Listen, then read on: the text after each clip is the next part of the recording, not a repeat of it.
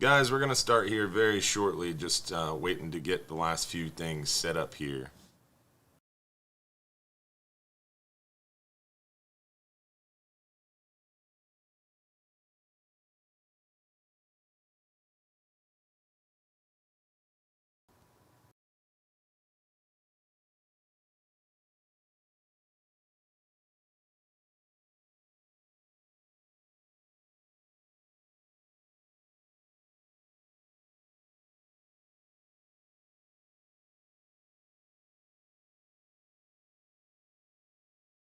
Got Mortal Thank you, Kombat coming Nick, out. for the stars, buddy. Appreciate you getting us started right. We'll be right with you guys.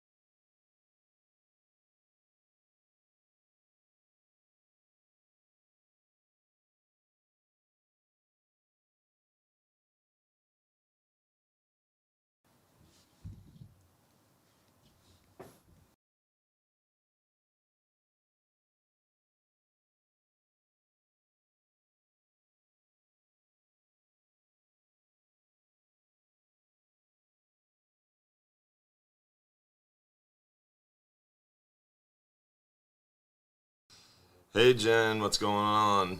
Thanks for tuning in. Guys, we're just waiting on Captain Frank. He's running a little behind.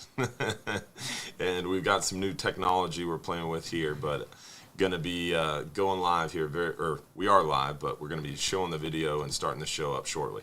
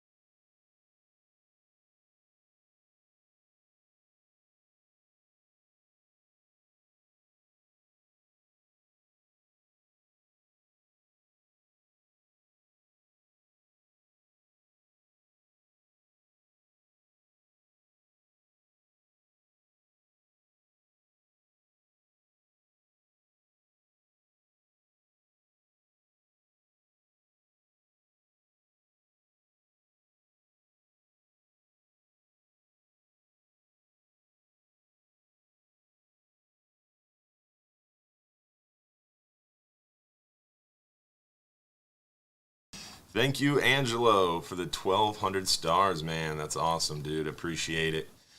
And Adam Franklin, appreciate you as well with the 400 stars. David, thank you, buddy. Dennis Mills, 200 stars. Thanks, guys. Appreciate everybody tuning in and hanging out with us tonight. Tonight we've got Will in the studio with us. We've got Captain Frank, hopefully on his way, and Jim Evans. Appreciate those stars. Yeah, the sound's cutting in and out, guys, because we're still getting a few things set up. So that's why the sound was cutting in and out. But we are just about ready to get rolling here. We are going to be giving away our free trips that we normally do, 5-hour half day for two, 10-hour all day for two, and a 39-hour fishing trip for one lucky winner. We're also going to be talking all about what we've been seeing, what we've been catching, and also going to be talking a lot about your questions, answering your questions live during the show. So make sure to text in any questions you might have to that phone number on the screen, 727-393-1947. That's how you get your questions answered live during the show. If you're not watching live, you can still enjoy the show, and you're always welcome to call or text us with questions, even if you're not watching live, and we'll answer them later on. Hopefully tonight we'll have a little bit more time for everybody's questions. Going to try to focus on the questions more. Going to talk about the 39-hour trip that just got in this morning. Going to talk about kind of what we're switching up for on our 10-hour trips and kind of what we're targeting. We'll talk a little bit about the weather this week. Weather's definitely a little funky, to say the least. Demetrius Toller, thanks for those stars, buddy. 530. Appreciate you, man. Tonight, we are in the studio, and we've got a special bottle sponsor. We've got a Macallan 12-year. It's good stuff, huh, Will? Yes, sir. Yes, sir. It is definitely very good. Enjoying that, and we're going to get started here very shortly, guys. Just putting the finishing touches on the show. Keith White, appreciate those stars, buddy. Nick, appreciate you, man. Thank you. And hopefully Frank will be showing up, but I guess we'll go ahead and get this video rolling. And hopefully he'll be joining us once we're live. He might not be wearing his makeup. He's definitely not wearing his makeup. It started raining all of a sudden, and we were joking around. Hopefully he's halfway here in his Jeep. But we'll find out, I guess, right, Will? Yeah, we will. You ready? I'm ready. All right. Well, thanks for tuning in, y'all. Again, Captain Dylan Hubbard here, and we got Will McClure, our first mate extraordinaire, and Captain Frank, hopefully on the way. Larry White, thanks for those stars, man. Appreciate you, buddy. And tonight we're going to be getting kicked off here as we normally do by showing you what we've been catching on the inshore side of things and what's been biting inshore. So first things first, let's start off with our inshore catch and show you what's going on. Richard Blasak, appreciate those stars, buddy. All righty. So inshore right now, we've been seeing a lot of these pompano. The pompano bite has gotten even better. I guess, I don't know if people were listening to us talk about them, so they decided to send us more photos of them, or if the bite was really just that good this week that we got a ton of pompano photos all of a sudden. I saw a kid fishing for him the other day. Mm-hmm. On the jetty or on the dock? Yeah, he was fishing on the dock for snooks, losing them, and so I feel like he lost his patience, and he grabbed a pompano jig and was headed to the jetty. Oh, nice. And, yeah, they're there. Yeah, they've been catching a ton of these pompano for sure. And we've been seeing more of these guys, even at the Skyway. Look at that. They're catching pompano at the Skyway. Yeah, they came in this year. Yeah, man. They're pretty thick all the way from around Anna Maria area, Cortez. I've been seeing some photos sent to us to Fort DeSoto and all around pompano. And then a couple permit have been mixed in as well. Look at that one. This guy sent me these photos. I was like, man, he's tucked in. That's a secret spot. Yeah, he did. Yeah, he didn't want to show that one. That is right next to a bridge. If you like that foliage, that's planted there. Yeah, you can tell he's tucked up underneath one of his favorite spots. And then the redfish bite has been pretty consistent inshore. We've been seeing a lot of these redfish around. A lot of the soft plastics are working well on the flats, the free-lined greenbacks, live shrimp. All great options for the redfish. We've also been seeing a lot of them around those oyster bars, mangrove shorelines. The guys from Salt Strong have been sending us quite a few of those nice redfish. This one's right inside John's Pass. You can see the soft plastic still hanging out of its mouth. Oh, yeah. The white soft plastic paddle tails have been a crowd favorite, to say the least. And we've been seeing a lot of them out in the flats on those super flukes. We've been seeing a couple of them around those islands. And some of the kids fishing the docks today were sending me a couple nice redfish pics too. So pretty good steady bite of redfish. And then the snook have just really picked up lately.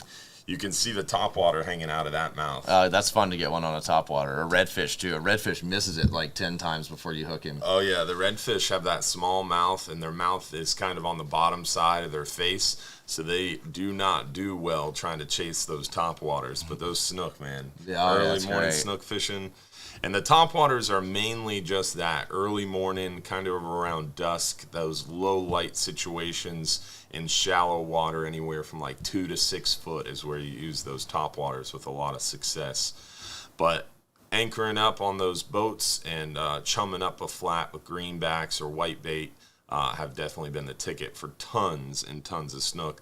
Anywhere from the back bay and the shallow waters all the way out to the passes, we've been seeing a lot of those snook. And then the trout. Pretty steady trout action around the flats and around the docks and bridge lights at night.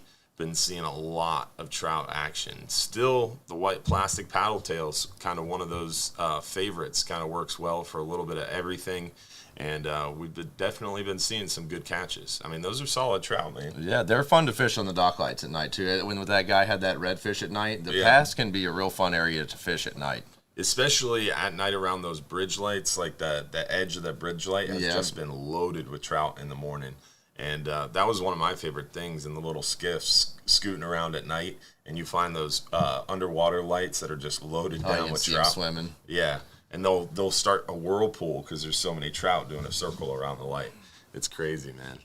And it's that time of year for sure. But that's about it inshore as far as what we've been seeing. And we're going to work our way near shore, show you what we've been seeing near shore and offshore. We're going to get it started here with some of the 39-hour photos. Definitely been seeing some good catches on the 39-hour trip. I think overall this trip, though, was a little slow for the mangroves. It was slower on the mangroves. We pushed out further to poise ourselves for good daytime fishing, to be able to get out to the deep water and hoping that the mangoes were on this ridge that we haven't fished in a while, and they were, but it was picky fishing at night. We had some adverse conditions. We were in the middle of a frontal boundary. Mm-hmm. There was a huge thunderstorm about 25 miles away from us, and it was a front line, and it dissipated right as it got closer to us. Mm-hmm. And I think that may have had something to do with the fishing. Yeah, it definitely was a little bit of adverse conditions, but the big story, I think, were all these blackfin tuna, huh? Yeah, there's blackfin tuna out there right now, especially in the deeper water. Yeah, you guys killed the blackfins. How many did you end up having? I think we got 5 on the trawler, and we could have gotten plenty more. But the guys they caught a couple, and then we slowed down on the trolling, to get from spot to spot to get the fish. Yeah, catching too many blackfins slowed you down. Yeah, one guy got one while reeling in. We had one hooked up, so the guys were reeling in their lines, and we hooked another and had 2 on at the same time. Wow, all while trolling. And what was the best bait for those blackfin? They were using the Nomads. The Nomad DTX minnow, and then I heard a couple guys say they caught them on Rapalas too. Did they get? Oh yeah, the starboard side guys got them. Bill and his kids got them on a Rapala, I'm pretty sure. Yeah, cool, man. Definitely a good sign of what's to come pelagic wise. But look at that red grouper. That's a fatty, huh? Oh yeah, that's a scamp. That's a scamp. Oh, I thought I had a reddish mouth to it. He kind of does, doesn't he? Yeah. Huh. That one's the big scamp. That's the big scamp. Yeah. That's a big one. Josh, can you zoom in a little bit on that one? That is a beautiful fish. Do you know what that ended up weighing in at? I'm not sure. I can. You can Let's find phone out. a friend. I bet it was 12.1. Yeah, it was a solid fish. Let's message the man himself. The man himself. Let's see if he answers. John Martin. And a funny story is John won both jackpots, and he did not have the biggest fish in either jackpot. He didn't have the biggest mangrove snapper. He didn't have the biggest grouper. But the person who caught the biggest grouper and the person who caught the biggest snapper both were not in the jackpot. Yeah, I went down the list today. We were about to throw the fish, and I knew the biggest couple of fish, and I asked, you in the pool? No. You in the pool? No. I went to like 3 or 4 people, and I was like, oh, okay, I know John's got the grouper. And then he pulled out a mango. He went on a streak this trip. He caught that scamp at sunup and caught the jackpot mango at sundown. Oh, wow. And that was his fish to fish on his stringer. Wow, that's crazy. He's like 10 pounds. Yeah, 10 pounds, someone said. Definitely a lot of red grouper lately. The Flying Hub 2 has been stroking the red grouper during the day. They've been doing really well. out there on the Flying Hub 2 on the private charters and on the 12-hour extreme trip. And look at that pair of gags. They've gotten into the gags, had to try to avoid them a little bit, but some beautiful, beautiful fish coming. Did he answer? Yeah. 31 inches, 12 pounds. 12 pounds. Solid fish. That's a big scamp. 12-pound fish.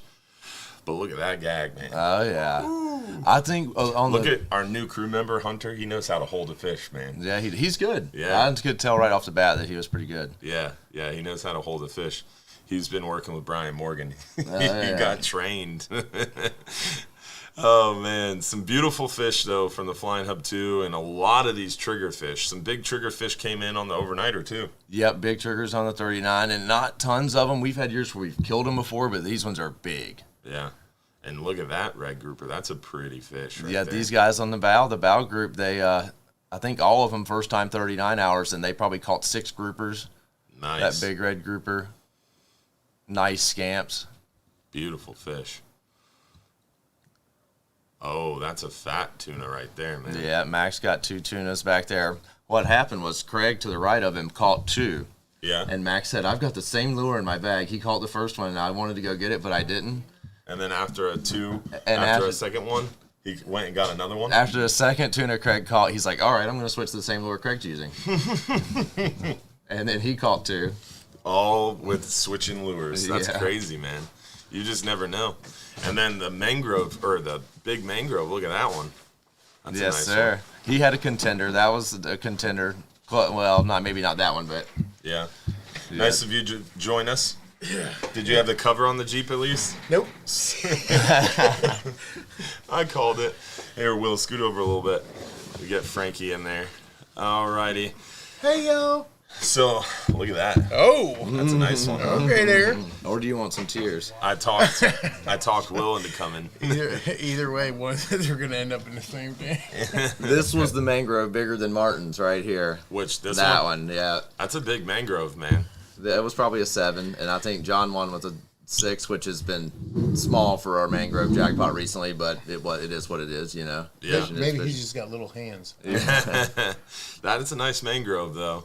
And some big vermilions, too, huh? Big vermilions. Greg and Jen were out. I taught Greg how to fish. You taught Greg how to fish, and he outfished There's Jen. some little hands there. He outfished Jen again. Oh, yeah. And Sophia kept up with him. She listened while I was teaching Greg. Oh, she picked it up? Yeah, and was... Sophia is, what, I think, to 13? No, I think she's a little... 11? 11? 12. She's going to answer in just a second. Yeah, she's watching the show. Yeah, she had a 5-pound mango and a jolt head porgy. Yeah, we've got a photo in here of Sophia's big mangrove. She definitely had a nice fish. There she is. There's Sophia. And Jason needs to go to how to hold a fish school for sure. He could learn from Hunter. Look at that one, though. Jesus! I saw that, and I was looking at that photo a couple times. And no, it isn't to scale, obviously, but that was the biggest one I've seen in a while. Yeah. Maybe years. Yeah. That is a big one, man. And that's one of my favorite eating fish. Yeah. Great. And then when they're that big, they're fat. They've got a layer of fat that goes around their fillet. It's like fatty grouper. It's crazy. It crispies up when you cook it. That's making me hungry just looking at it. Another nice one. Remember we talked about the strawberry groupers on the last show. Yeah. And then I said we were going to go get them on, and we did. We got about 60 of them. Nice. Yeah. On the 10-hour? Yeah. Yep. That's awesome. And there's Greg showing off one of Sophia's mangroves. Look at that. Look at the dorsal fin on that guy. Yeah, that was a funny one. Yeah, he's definitely survived a fight. So there's a photo of the lure. That was the Rapala. Yeah, I was about to say, that doesn't look like a nomad. They were using, that was the starboard side guys using the Rapala, Bill and his kids. Turned 10 in December. Oh, Sophia turned 10 in December. Wow. Yeah, she's just as tall as Kylie. Yeah. Kylie's almost 13 now. That was one of them right there. What? That was one of the big triggers. Ooh, yeah. And there was one more. No, that was it. That was the big trigger. I think that was the big trigger. That was the big trigger. I was hoping he waited, but I'm not sure that he did. It's a big trigger fish, man. Nothing better eating out there for sure. That's definitely top 5. Oh, yeah. Another nice tuna. Seems like you got more than just a handful of tuna. It seemed like there was a lot. We got 5 tuna. Oh, All nice. trolling. So that's, if we... Cool. sometimes we get a couple on the flat line, a couple troll. They add up differently, but this time Yeah. it was all on the troller. And that's a hell of a nice scamp for The sure. old Gramps dropped him one down. Yeah, he did. He dropped a line. And they were catching most of the scamp on pinfish. Yes. Yeah, the That's awesome. pinfish were we had great pinfish this trip. Yeah, Buka. yeah. Ryan got a nice push of pinfish, and the issue with that was we were a little short on pinfish for this trip because of the rough weather right before the trip. He had all the traps out, and the weather came through the night before kind of unexpectedly, and all his traps rolled. So he ended up having almost all his bait die. So then the morning of the trip, he had to go scramble and chum and cast net up bait. And normally we don't cast net the bait because it doesn't survive that's well. why they were big dogs. Yeah, so they don't survive well when you cast net them because the cast net rubs a lot of the slime and the scales off, and they don't last in the tanks. And then when you transfer them to the tank to the boat, they end up dying on the way offshore. When he first started with us, he was cast netting all his bait, but then we had a bunch of trips where all the bait was dying, so he stopped.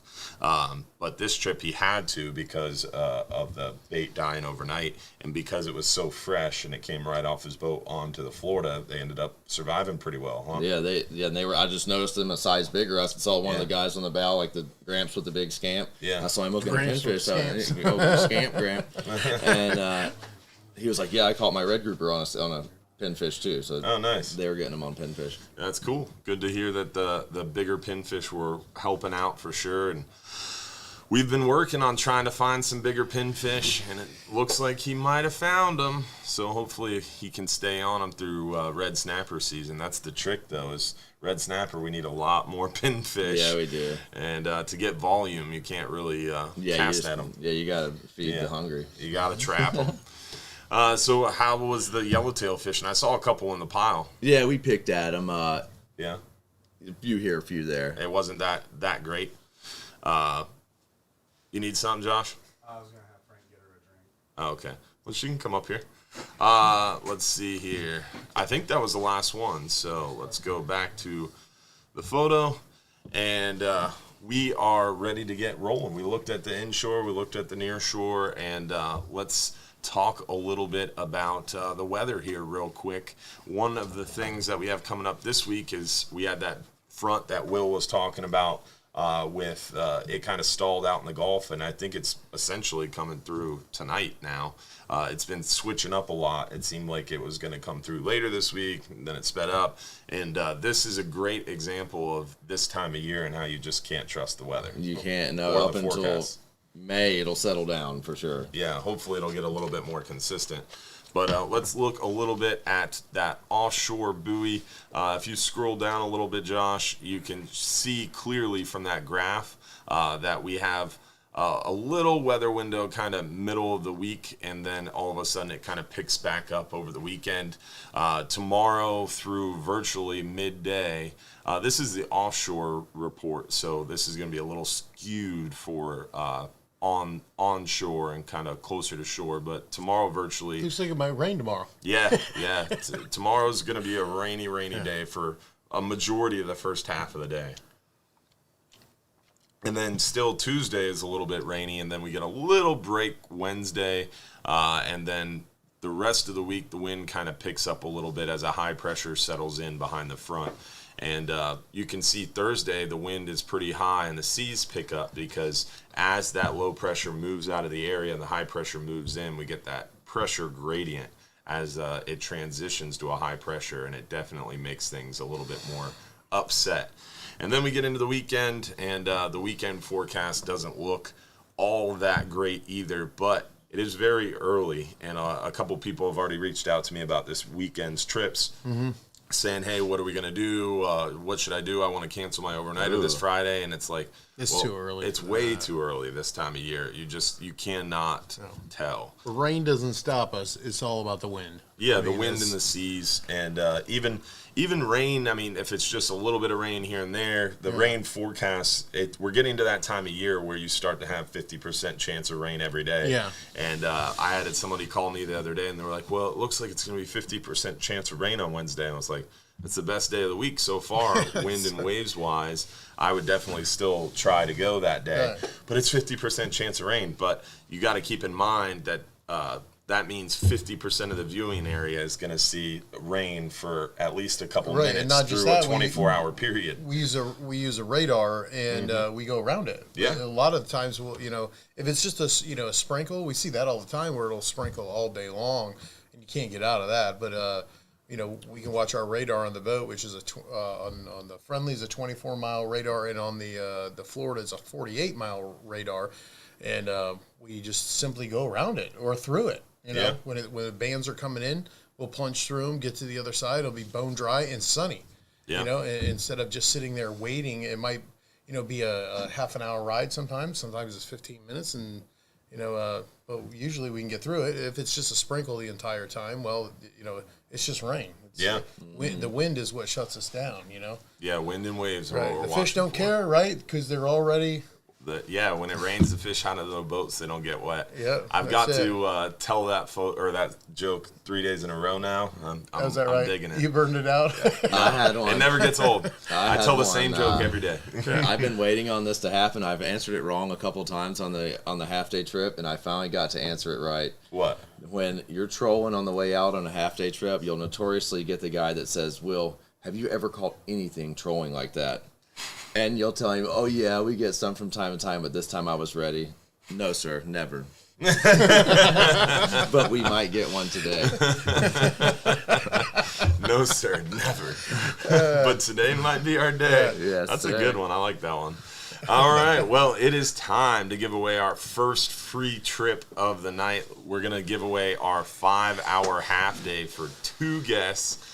And Denoris Hall hitting us with 1,200 stars. Thanks, buddy. And Angelo following it right back up with 3,000 stars. And he already sent 1,200, so he's up to 4,200 tonight. Yeah, we got Thanks, Dave. Angelo. Appreciate you, man. I guess he's trying to be the bottle sponsor of that Macallan tonight. Thanks, man. Who's this one from? Those are both from me. I bought them for you. Oh, While you're here, and then they're going home with me. all right. That's what he All right, thinks. Josh, let's see who won the 5-hour half better day do for some 2 damage. guests. It's a hurting on it. 5-hour half day for 2 guests goes to Oh, go ahead. Maverick.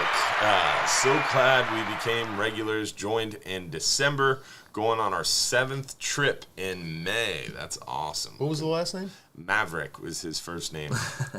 That's what I was talking. sticking to. Remember last week Conda. we were talking, and he always gets these hard to pronounce ones. Yeah. It's like there it is. That's the one. Conda. Conda. Is Conda. Conda? It keeps me on my toes. Qanda. Conda. He or she knows who You they didn't are. say it. So you can text that phone number in the bottom corner there right in front of Frank if you're picked as one of those lucky winners. So make sure that you claim that free trip if you're picked as one of those lucky winners. That's a hard to find bottle. Writer's Tears, and it's not too expensive, but very hard to find. I got one thing to add real quick. I just saw What? Steve Carr's message go by. Mm-hmm. And he said, don't forget about that jerky, Will. Oh, what jerky? Exactly. No, I already told him about his jerky. Don't worry, guys. But Will and I already made a pact that we don't have to tell Jason about his jerky. So it got taken, Yeah, we got some homemade venison jerky that is absolutely incredible. So very good. But I don't know. The venison jerky was very good. But Jennifer Roberts and all her Not glory. the whole I don't know how to say it nicely, but she made up for it because she brought us all Dr. Barbecue on this 39-hour trip that her and her husband Greg and they all came out in Sophia and brought us that Dr. Barbecue. Man, that was crazy good. That spicy pepper sauce is really good. Yeah, and we were talking about Dr. Barbecue last week, right? Yeah, I think it was That's last what made week. them get, yes, that's why they got Yeah, it. Dr. Barbecue, primo barbecue. So I'll shout quote out to Tammy. Jennifer. I ate too much of that brisket, Will. Oh yeah, I've got. you can eat too much barbecue, but know it's always a good thing. So Sunday we have that special charter from Sunshine Skyway Fishing Club. Yep. That Nick Nieves is putting together, and so we don't have an open boat on Sunday, but I know he's going to be bringing me an extra private brisket. Oh, a So private I'm excited about that, Nick. personal I will, brisket? I It's will, a personal brisket. I will personally deliver his personal Yeah, brisket. Nick, to do the not warehouse. give my brisket to this guy right here. Okay, do not do that. You bring it on the boat. with you. Anything that goes on the boat. They I need brought so much 10% food last time. There easily. was literally, those big pans that are like 2 feet long by 18 inches, 24 by 18. Is that this week? They were, yeah, it's on Sunday. I'll be there.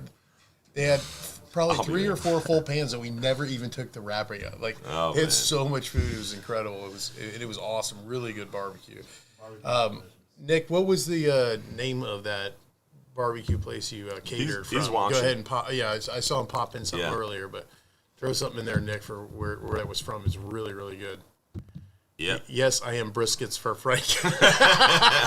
Everybody's briskets for Frank. Terry Feather, thanks for those 200 stars. All right, with that, let's get into some of these questions. I've been Let's see seeing one go by 1,000 times. what Scamp. Scamp. What about it? How to catch a scamp.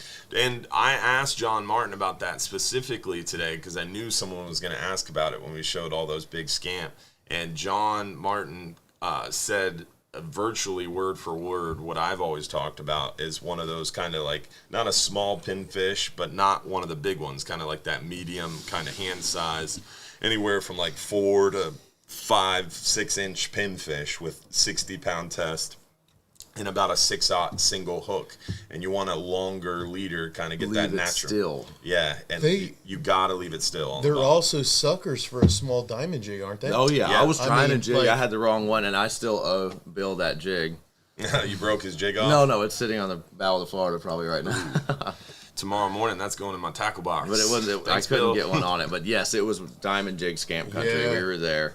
Yeah, and now when you say diamond jigs, you got to explain the idea behind it because you can use a small diamond jig like a 4 to 6 ounce diamond jig for scamp, but there's a technique that's really the secret. Yes, we traditionally on the 39-hour, but even back when it was a 34-hour, you would use a 4-ounce hammered or silver with gold sticker on it, diamond jig, just old school lead jig, and you throw it out and you get it away from the boat and you jig it back to you, one hard jig at a time. Yeah, but you're also trying to bounce it right along the bottom. Yeah, you're That's- you're jigging it one time, letting it fall back to the bottom slack, and then Yep. you go to jig it again and you got a fish on there. Yeah, and that's the trick with the scamp is unlike normally working a diamond jig where you're kind of working the water column, for those scamp, you're essentially bouncing it right on or just above the bottom.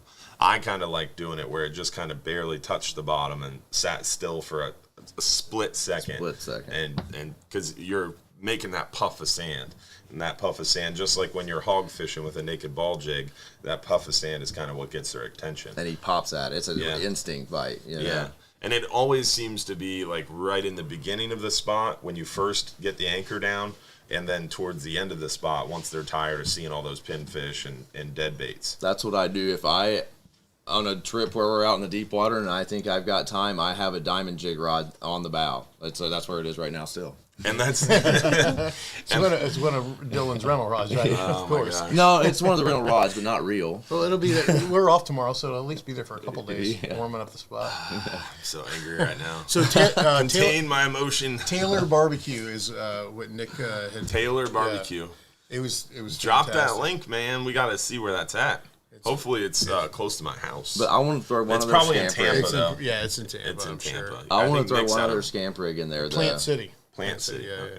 yeah. They make, I won't call it a chicken rig, they make a giant sabiki that has 2 hooks on it with a big feather. And you put a strip of squid on No, that sucker. but I call not- my biggest not a chicken rig. scamp on that. The biggest scamp. And I had 2 of them at the same time, and halfway up, he broke me off the bottom one did, and I only caught one, and I had half a rig. So it's essentially like a sabiki rig, but it's. 40 with, or 60 or 80 with 40-pound leads off of it. And where did you find that? You can buy them. Or did you make it? No, Leo has them every trip. Leo has them every trip? He just hasn't been out deep with them Pappy yet. makes them. Pappy probably makes them. Well, we're going to have to ask Mr. Leo where to find that jig because that sounds pretty interesting for sure. I think my go-to for scamp is either the small or that medium-sized The pinfish. pinfish is the number one. Yeah, or just hard mangrove fishing. And I typically end up catching a big scamp mangrove fishing. My biggest scamp was just on a double snell rig with a small chunk of threadfin targeting mangroves. Yeah, they will bite anything. Yeah, if they're hungry, they're going to hit it. And I think getting away from the boat and getting outside of that ring of fire is the trick for those scamp, because they are an aggressive fish, but they're also very leader shy and smart. Yeah. So I feel like when casting out was the biggest part of what you said, is getting outside of those other lines hitting the bottom. Or the first one on the bottom. Yeah. Definitely the first bait to bottom, or getting outside of that ring of fire where all those other lines are falling. All right, let's see. What's our next question here? Have they announced anything new for snapper season from the meeting last week? Honestly, I really want to try. I feel my skin getting hot. I want to try to avoid that discussion during the live show, because we've only got about 32 minutes left, and that discussion is at least 32 minutes long. And what I was planning to do, I tried to do it last night, but unfortunately didn't have an opportunity to do. We need to film a little video where I essentially kind of break down a meeting overview and kind of discuss with you guys on what was going on at the meeting. But the overview of the meeting is in our email newsletter. And Josh, that's live on our website already, right? The what? The last email newsletter is already on the website. So if you go to hubbardsmarina.com, Josh will walk you through it here. If you go to our website, hubbardsmarina.com, and hit fishing, I didn't know that they were at the bottom. I don't even know our own website. Josh is always changing it. So scroll to the bottom of the main. It's Josh's fault for sure. It's not his fault. He's always changing it. It's a good thing. Go to the homepage, scroll down to the bottom. You'll see the fishing reports. And in the fishing report section, towards the end of the offshore report, is a little bit about the council meeting. And then the first little part of our what's upcoming at Hubbard's Marina is a huge section. So highlight this, the whole section. So I spoke a little bit about it. Give it to us in a nutshell, Dylan. Dude, it's 2 pages long of words. Right. Well, and now that was the quick overview. Are we still looking at about a 60-day season? Like, so they're not shutting us down, right? The nuts and bolts, as far as like what we're concerned about, it's our season's going to remain the same. Essentially, they increased the OFL by an exponential amount to create a buffer for all the rampant overfishing that's been occurring. And then they increased our ABC and ACL, which is where our quotas are derived from, by like 300,000 pounds. So we're going to get like another 60,000. Yes, we explained it in last week's show what those acronyms were. Well, you told me to let you know that not everyone knows. I don't want to get too far down the road, because if we start trying to explain it, long story short, our quota went up by a very small amount. Essentially, our season's probably not going to change at all. So we're sitting at 62 days. The big thing that's coming that will exponentially change our seasons is the research track assessment that will conclude in around late 2022, early 2023. And when they complete a research track assessment, then they run an operational assessment to update that new research track with numbers and landings. Are there more or less? And that's when they're going to use the Great Red Snapper count data once it's been peer reviewed, and most likely at that point we'll see a dramatic increase. But Red Snapper is still on a rebuilding plan, so if we start overfishing these fish based on recent data, we could end up way, way, way back where we started. Because in a rebuilding plan, there's mandatory paybacks, and it could get ugly.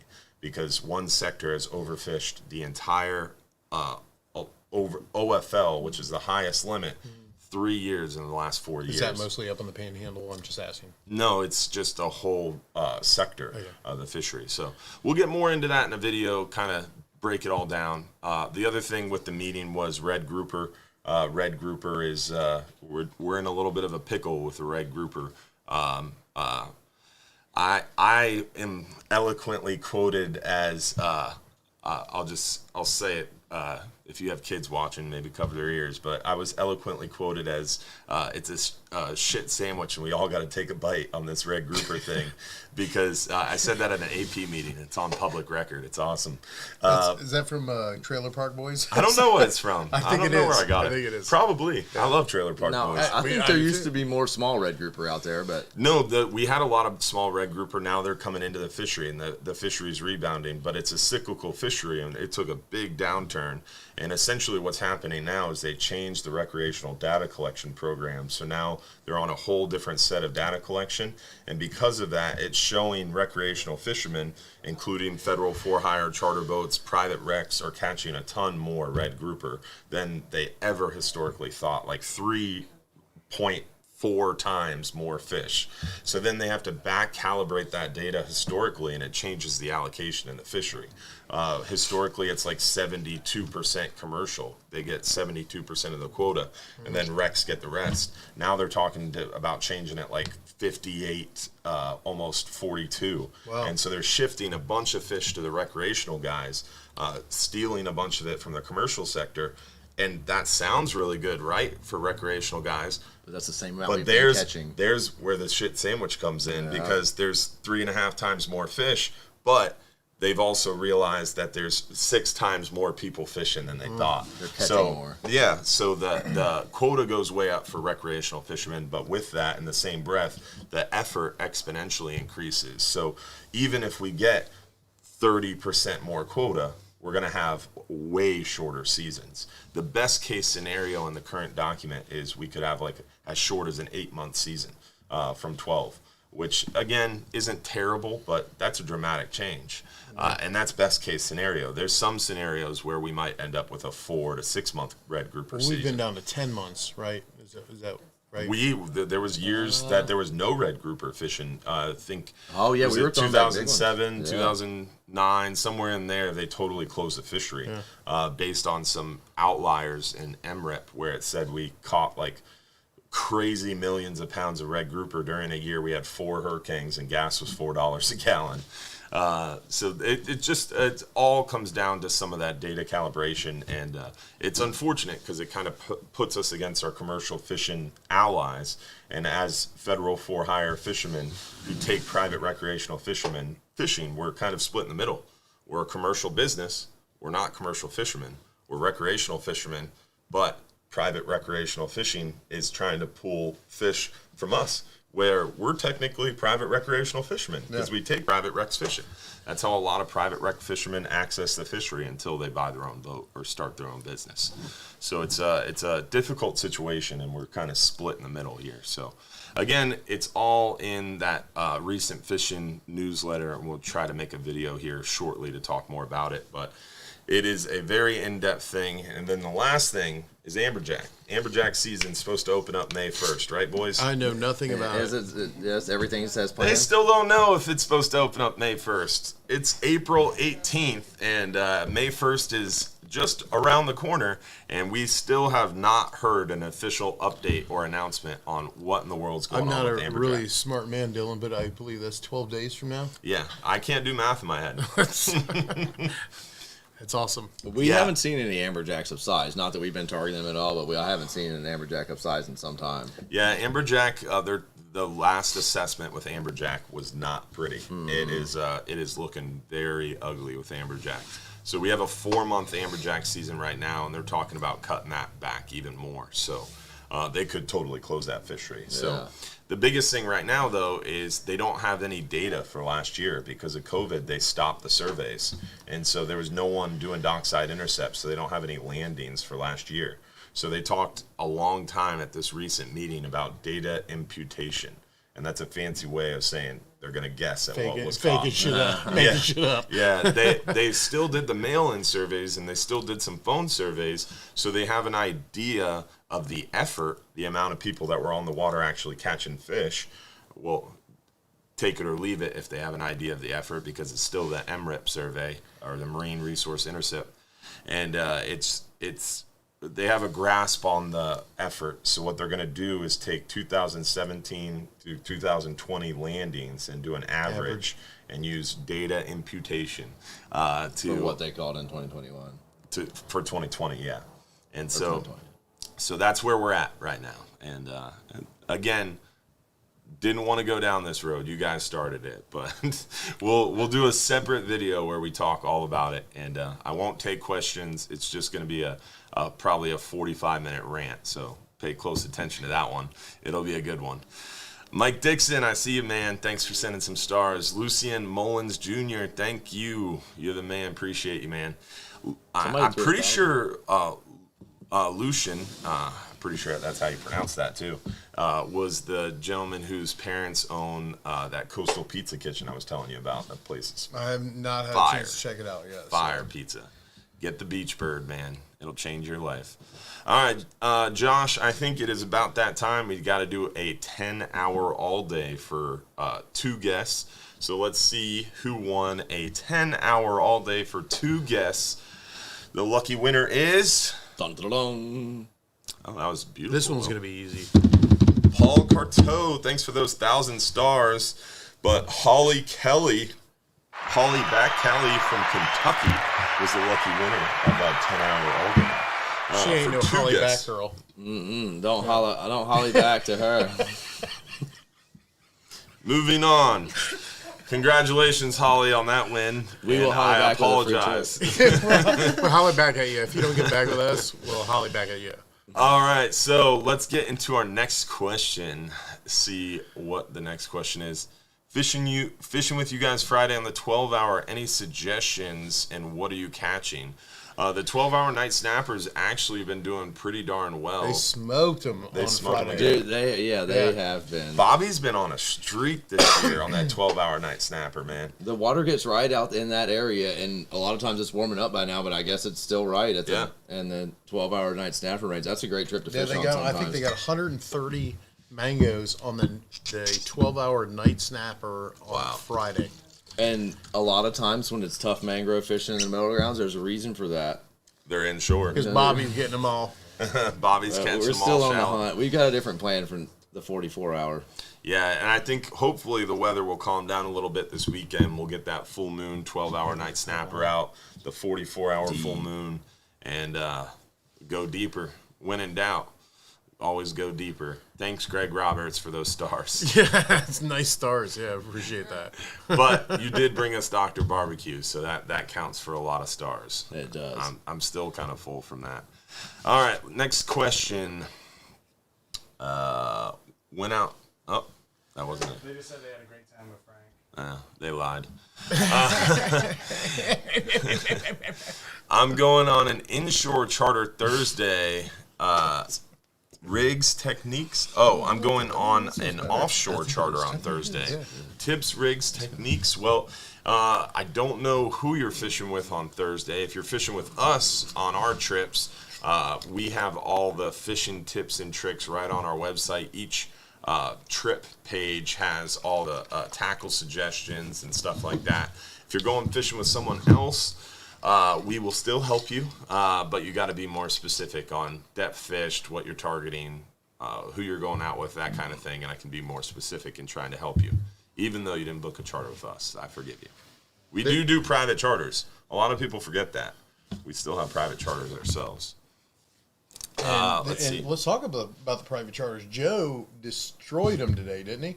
Yeah, they've been doing really well on the private charters on the Flying Hub 2 and the Hub. The Hub's been pulling off some nice kingfish trolling trips. Even on a 3-hour charter, they came back in the other day with probably over 24 mackerel and a couple nice big kingfish. Joe told me he threw back 20 keeper red groupers today. Yeah. That was not today. That was Friday. Yeah, with Al Villa and his group. Yeah, they threw back 20 keeper red grouper after they had limited out. Yeah, I forgot about that. Yeah. Thanks for bringing that up. Yeah, man. He was telling me about that this morning when we were getting ready for the half-day trip. Joe's one of those sleepers, man. He has a killer trip like that, throwing back 20 keeper grouper because he's already at his limit, and he doesn't really. There's no photos of it. There's no publicity about it. He doesn't call me to come down and film a video. He's low key about it, you know. But you know who listens to that and knows things? What? Captain Brian. Oh, yeah? He listens in? He's like, oh, Joe got him to the south a little bit. Yeah. Well, Brian, I think, listens to the VHF at home. I think we're going to He be has there. it- We're he going has to the be there VHF on the at next home, and he's 44 always hours. listening to it. Well, Captain Brian and everybody on our team does pretty well at communicating with each other to an extent. Obviously, everybody has their own specific areas and maybe a sweet spot. But as far as like depth fish, Depth area, and direction, they'll tell you. Yeah, depth, direction. Out to the west. To the west. That's and- Brian. That's You Captain. no, you That's ask Captain Brian, Where'd you get him? Oh, I was out there to the west somewhere out there. and you ask him how deep he fished, and his favorite response is over your head. Over your head, guys. Where'd you catch Got it him? over your The head. corner of the mouth. Brian has On a the couple, bottom. Yeah, on the bottom. Yeah, That's most another of those favorite groupers are response. caught on the bottom there, guys. Yeah, he's got a couple favorite responses. but- Lucky's good. Yeah, I think he's the most. What do you say? salty, Well, experienced, No, just where you weathered. Everyone will copy what he said, how he says it, what he says and how he says it. Ah, Like, yeah. of He's all, got an of all the guys that died, impersonated. Yeah, right over there, guys. Yeah. The most impersonated. That was the word. It was- I don't know. It's like Captain Bobby is up there too. He's toned it down. Captain Bobby used to use Those the word public there speaking all the classes time. paid off. Yeah, and he toned it way back. It's like it's done now. It's like he phased that out. But Captain Brian is definitely probably the most. But Captain Brian has a great personality Yeah. and jokes, and people love Captain Brian. It's Yeah, but- amazing. oh yeah, I didn't mean it in Yeah. in a bad I way. was toning it down. I wasn't saying that you were talking badly about Yeah. him, but I wanted everybody to know we were speaking in admiration. of He Captain is Brian. probably the most knowledgeable of the Gulf of Mexico of any of the people that work there. Yes, yeah, I would agree. If Captain not, he'll Brian make it is up. forgotten. One of the two. He'll make it up if he doesn't know the He has answer. forgotten more about offshore fishing than a lot of Yeah. us will ever care to learn, for sure. He's lived it and breathed it for many, many years, so it's amazing for sure. We got to get him back on the show. He wants me to buy an easel so he can go over anchoring and talk more about how to maneuver the boat around fishing spots. If and we stuff get like him that. in here with an easel, we got to get him a Bob Ross. I was afro. trying to think of Bob Ross's name. We talked about Bob Ross. Can you imagine we put He a Bob told Ross me- afro on him? He told me Show you there's how to a new anchor. Bob Ross. Yeah, Oh, right, here you go, guys. that would be There's a new Bob hilarious. Bob Ross. So is that the guy who does the Yeah, paintings? yeah. We'll make those into birds. Brian Yeah, and I we'll just talked turn about them into Bob Ross birds. yesterday. Is that right? Yeah. Scooch over, boys. And we couldn't think of it. I couldn't remember his All name. right. So someone must have heard us talking about the most experienced of the Gulf of Mexico fishermen. He wanted his And input he's- as well. I'll have no part of that. We were talking about Captain Brian and how long he's been fishing around the area and the different stuff that he's discussed on the shows and stuff like that. How you doing, Dad? Never mind. I got it. Well, in all due respect, Captain Mark doesn't technically work there. He's not- Almost spit my drink out. He came back, man. He's been running some trips. Oh yeah, but I'm saying like payroll. Yeah, well, no, I'm not saying that. He signs the checks. Yeah, no, okay. I We'll don't not know get what him I'm on next saying. week. Now I'm on the I'm spot. gonna try. Oh, really? That's all right. You didn't get that memo about Black Shirt Day? No. No. Oh yeah. We didn't talk about the black shirt thing. It just worked out that way. I was gonna wear a red shirt and have this one. Oh yeah, to switch it out. Yeah, just to freak You need Dylan out. real Glass quick. of whiskey down there, sir. Or the green shirt that Will liked to wear. I saw that and I was like, no, I'm not even gonna remind him of that incident. Yeah, that's funny. All right, so let's see here. Let's go to our next question. What is our next question? If I wanted to maximize a trip catching AJ's gags, which month would be optimal? So optimal gag fishing, in my opinion, would be around the start of red snapper season or end of red snapper season when we're out fishing deep, like Captain Brian talked about on the last trip, or really when they bite best around October, November, Right at the end December. of the season. Anytime in the early 90s. That's the best. That is the best answer.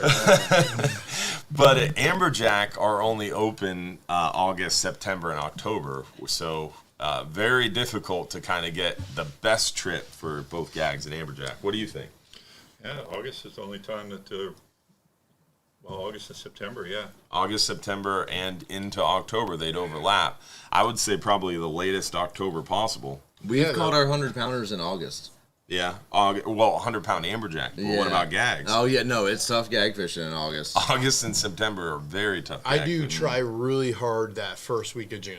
Yeah. You know, just to we're going out to fresh all the spots. spots that we have like accidentally caught them, new spots that we had caught them, and we write them in their book, in your book, and then the first week of June, you go hit those spots real quick just to see if it's it's going to happen for you. a gag grouper. Right. Mm-hmm. Yeah. So, But during June and July, it's amberjack tougher. are closed. Yeah. Oh yeah. So Amberjack are getting closed. back to the yeah. So there is two questions there, obviously. And he only listened to one. And you can't. Frank's like, hey, amberjack, what's that? Yeah, well, we used to run those 12-hour all-day trips, and we try to run out to certain wrecks we had, and we've had some really They were there, good trips. yeah. Yeah, for sure. We had some. They're just not there in great numbers ones anymore, where I don't think. we got 30, 40, even close to 50. Big, nice AJs, but they're just not there in the numbers that they were 10 years ago. But hopefully that's why they do these these fish stock reports is to try to bring it back a little bit closer to what it was, so that you can go out there and go get some. And they move in cycles. Yeah, Fish move and in that's 7-year a cycle. real big one. I absolutely believe Yeah. what you just said. I don't know if you heard what Will said. He said something about a 7-year cycle, and I do feel like there's something to that. Because 5 years ago we were catching 25 to 45 red groupers every all day trip, every Half-days. 10, and then we were getting them on and then it just in 1 month it was just gone. Yeah. And to believe that you just caught them all is ridiculous. And You know that's what I mean? one of the things that you always talk about is how the fisheries are kind of cyclical, and you see these big ups and these big downs. Stone crab are like that. I mean, every 7th year, every 6th to 7th year, you have a really big stone crab Yeah. season. Mm-hmm. And maybe that's more to the saltwater ecology with all the species. Yeah. Yeah, and they're doing a couple We just solved the national marine fisheries problem. That's it. Wait 6 more years, guys. Well, that's one of the things that they've been talking about lately is this huge move towards what's called EBFM, or ecosystem-based management, because what they do now is they manage the anchovies, then they manage the stone crabs, then they manage the red snapper, the lane snapper, the red grouper, the sharks, all in these silos focused on trying to improve this species. And ecosystem-based fisheries management takes an overall look. If we increase the population of the shark, what does that do to the anchovy and everything in between? So look Hence the red snapper pushing the red grouper off the bottom. Exactly. And the fact that lane snapper are some of the biggest lane snapper that we've seen and some of the most prolific, and we find them most often intertwined in those areas with those red snapper in shallow. And I think a lot of these species, we've been catching a lot of the hybrids, like the hybrid mutton lane, the hybrid yellowtail red snapper, and we've seen that more and more, I think. I mean, when I was younger working on the boats, we didn't catch a lot of hybrids. It seems like we catch 3 or 4 hybrids a year. Yeah. You sent me one the other day from the 10-hour trip. Yeah. That was a hybrid lane. Yeah, and we red snapper weren't mix. seeing lane snapper numbers like we were 5 years ago when we were catching all those groupers. We were seeing some lane snappers for sure, but we'd have 50 of them in the box. The groupers moved out, I'd and go the out and lanes pull were able to grow up. 200 lanes right Yeah. now, and That's we're from all millions. that phosphate they dumped. Fish got Too early. Three eyes. It's too soon, Mark. Too soon. Too soon. Don't Don't play it. 2010. They're doing it again now. Yeah. Yes. Just wait 7 more years. Yeah, so along with that was part of what I discussed at the recent council meeting as well, is they've changed the way they do stock assessments. So one of the most frustrating things about fisheries science is they do these stock assessments, and we share one science center with 3 councils. So all of the South Atlantic, the Caribbean, and the Gulf of Mexico share one science center based out of Miami, whereas other councils like the Pacific Council has 3 science centers dedicated to their council alone. So they're able to do these large-scale stock assessments more frequently, and their management can respond to trends occurring in the science more quickly because they have more frequent assessments.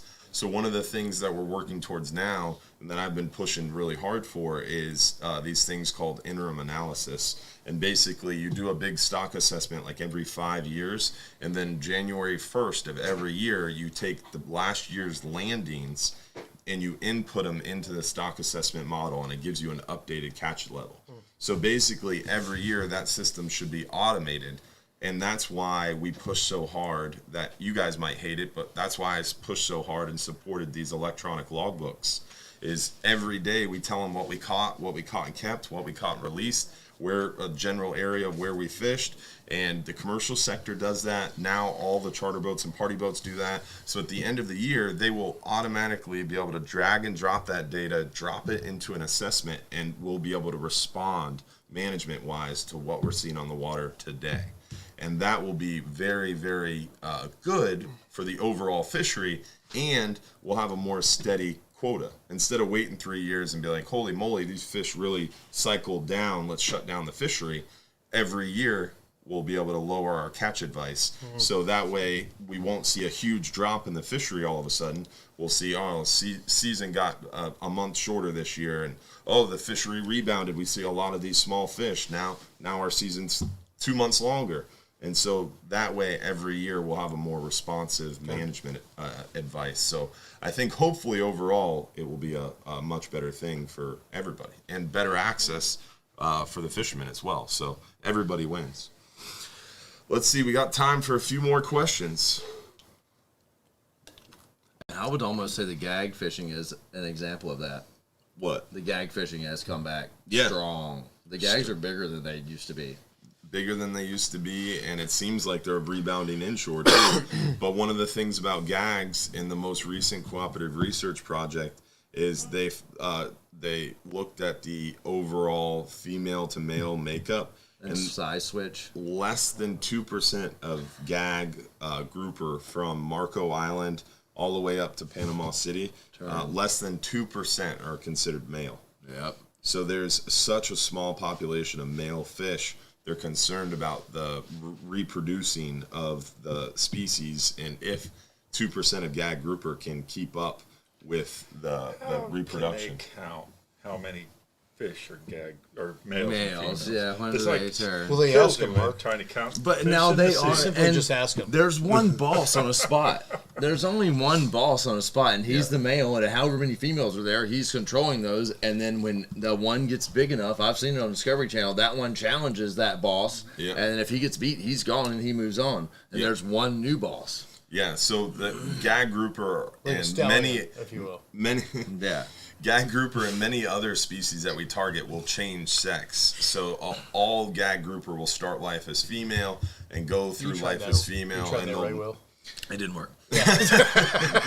and they'll migrate around. So like during December, all those guys fishing at the Skyway catching those keeper gags, Yeah. all those gags move inshore. Those are female gags, and they come inshore to not only lay eggs in the mangroves, but also to get fattened up by all that bait inshore, so they can make their move offshore, and they spawn in spawning aggregations offshore. So to answer your question, places like Steamboat Lumps, Madison, Swanson, these places that they actually have documented spawning aggregations or spas, they go to those areas, and with scientific limited access permits, they're able to go into closed areas and harvest these fish. To see. And then through harvest of the fish, through video surveys, through different trap surveys, they get a representative number of fish, and then they're able to tell the percentage of male.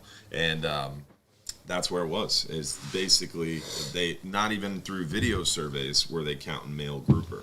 And I think through the survey they caught, Steve Pappin was one of the captains in it. And They Ed probably Walker. broke off the males. The males Well, broke their line. they did video surveys to okay. account for that, and they did dive surveys, so they had people in the waters to account for that. But out That'd of been the cool to fish, see. yeah, dude, I have some of the video. I saw it Ball at just FWC. There's millions of gags all the way up through the water column, just blacked out, like the camera can't see water. It's just all gag grouper, and they're swimming around this rock spawning. I've got that releasing spot. eggs. I It's just crazy. don't take No, the spot's on the map. It's Madison Swanson. It's a closed fishing area because it's a known spawning aggregation. And so these different areas are where these fish are, and it's definitely an interesting scientific project that they're going on. So It'd be pretty cool to dive down there and just watch that. yeah, and those spas are not closed to diving. You can still access them, so you can still go dive them. There's a video on Planet Earth, I think, that series they made. Oh yeah. Of the, Oh, yeah. of the what are the yellowmouths? There's some kind of yellowmouths grouper, yeah, they're spawning, and that's So what it looks like. that- I imagine. That Insane. video, all that is from this guy Will Hayward from LGL, and I've talked with him at a fisheries management meeting, and then he works over at Zero, and he works for this company, and they send him all over the globe.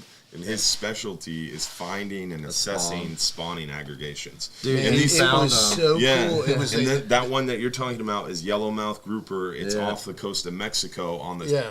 edge of the shelf. they start Yeah. getting it's bigger and bigger and bigger. More fish come They're in, more fish, blanketed. and then in a matter of like 16 hours or something, all the fish spawn at once, and it is The sharks are eating them. It's a, Whales yeah, it's a show shit up. show. Yeah. Yeah, it's The whale sharks are crazy. eating the Yeah. eggs. Yeah, the Cabera Yeah, that was- spawn was that? Did you see that one too? No, that's the same place. So this one place off the coast of Mexico on the edge of the shelf, it's like 150, 200 foot, and then it drops to like 1,800 foot. And right there, the cuberas are there, the yellow mouse, the blackfin snapper. There's a bunch of different species that aggregate there to spawn. And they use it different times of the year, but all these fish go to the same area. So their huge scientific project is trying to figure out what about this area draws these different species. That Cabera's badass. Yeah. The female Cabera turns white, ghost white, and goes up to the top and sprays the eggs, and then all the males are racing over there to To fertilize them. That's crazy. And then the whale sharks are there just eating them. Oh, that's nuts. How did that go? Just eating 'em. All right, let's see if we can get another question in here. I like the rabbit trails we're going down today. Yeah, But dude, you guys got to meet Will Hayward. I'd like to He's- meet that guy, he's dude. I incredible. don't That like is- anybody named Will. Yeah, I've never met a Will I didn't like. you've met him before. He was on that release Really? project trip. Yeah, I should have introduced you. My bad. Yeah, jerk. Let's see. Someone said, "Have you ever been to the Bonita Run?" Oh, we went there. They do. I think you know they've done that every show. We came on to. I don't know if they're talking about. Love that I don't know movie. if Robert's talking about what I'm talking about. We rode over a show of chevrons one time. Just like, what are these giant chevrons on the machine? Upside down V is what I'm referring to. Like 15 of them on there, and we're like, what is this? And we stopped on it, and it was the Bonita spawn. He found the spawning. I've done that too. aggregation. It's squirrel fish galore. It's like They- a 10-hour they- trip. I'm like, whoa, they Look are at stacked that. here, boys. Get ready. Drop down. Squirrel fish. Triple perch. Squirrel fish and triple perch rigs. Yeah, spot-tailed pinfish. You know, They did that on a It's- 10-hour trip. I think it was Bobby. He was fishing an area, and like every spot for like 4 hours, it was just every line dropped was a bonita.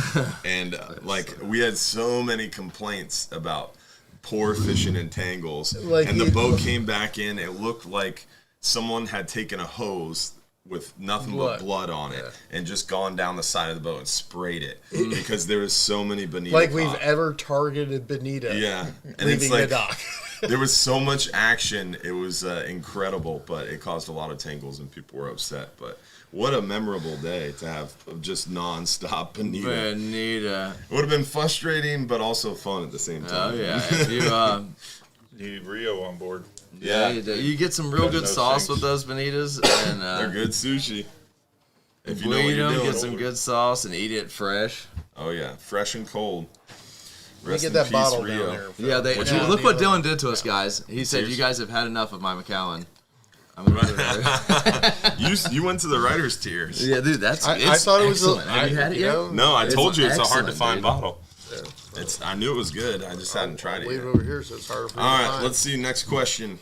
One more. We got one more. Oh, you're right, Josh. wanted to talk You're about right. You're right. Go back to the. So, you guys requested it, and we finally got it for you. What's going on? My new controller's not working, Josh. There it goes. All right, so you guys had requested this, and we finally made the video for you. So you talked about, or someone requested, I don't know if it was someone on our supporters page or if it was someone on the live show, but you wanted a video on how to fillet a grouper, specifically how to get those cheeks and throat out of that grouper. So right on our fishing tips and tricks page on our website, you can go to hubbardsmarina.com, click fishing trips, scroll up. I meant the full page. I don't have it. That video. Can you go full page video? Yeah. So fishing trips, then scroll down to fishing video links, and then fishing tips and tricks.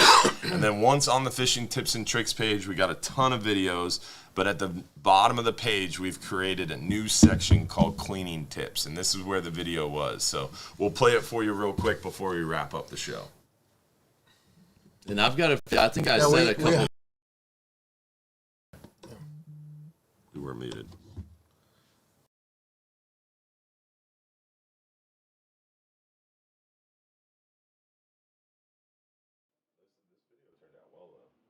Yeah. I would have liked I could have been better with a different knife on the cheeks and throat, but You know what's incredible though is like these videos.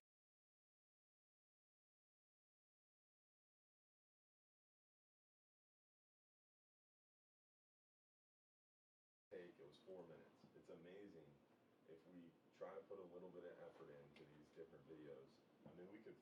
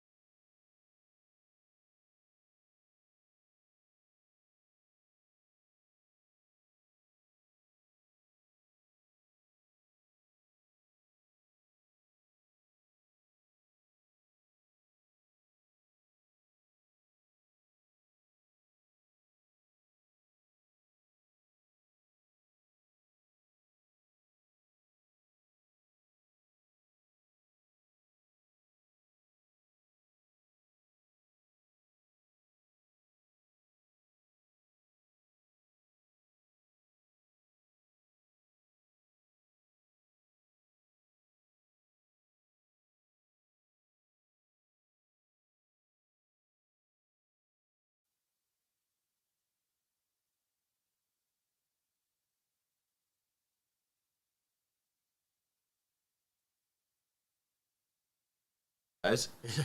Will, do you have to leave to poop again, like you did last week? You guys are killing me. Isn't it just desktop audio? You can mute us.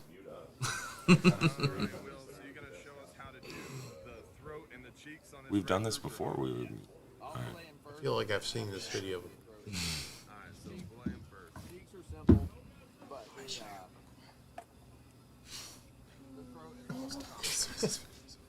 I'll try to come on there. Get all that head meat. A lot of guys don't do that. They just go right there. Don't go straight. You got to go all the way forward on that forehead. Cut along the backbone. I'll take a little more precaution here than I do sometimes just because I'm on TV. And I just gotta work my way up on that backbone, get it all the way to the rib bone right there. All the way to the ribs. And then you kind of gotta go up a little bit when you get to the ribs right there. That rib cage goes up. Slider going down. Nice fillet. Red grouper fillet. Red grouper fillet, no ribs in it. Now do that head slice first for whatever reason. I don't know if that's necessary. The second side I do a little differently than. Yeah, you got to kind of switch it up on the second one because you have a different angle. Yeah. Jason, you watching? You learning how to do this too? I'm just watching your video. And this side, it's easier for me to leave the rib in, so a lot of times I'll just cut through that rib on this side, and then let Jason take the rib bone out. All right, everybody's seen me flay a grouper before. Yeah. Yeah. You guys can watch it on your own. You get Obviously, the gist of it. Will butchered it. Watch the ending of it though. There's a lot of stuff in there about cutting out the cheeks, cutting out the throat. But apparently we're having some audio issues, so we're not gonna We're bore going to you hire a with that. professional to do it. Yeah, we're No, next- the video next has good summer. audio. We've already listened to it, but apparently we're having trouble playing it through the show. So it is what it is. Now, before we end up, though, guys, don't forget we have the supporters after show. So if you're on the supporters group, make sure you pop over to Hubbard's Marina supporters private page and join us for the after show. And if you're not a supporter, you can become a supporter really easily. Right at the top of the page, there's a button that says become a supporter. Josh is going to drop the link in there for you right now as well. So don't forget, if you want to join us for that private after show on the supporters page, make sure you do so.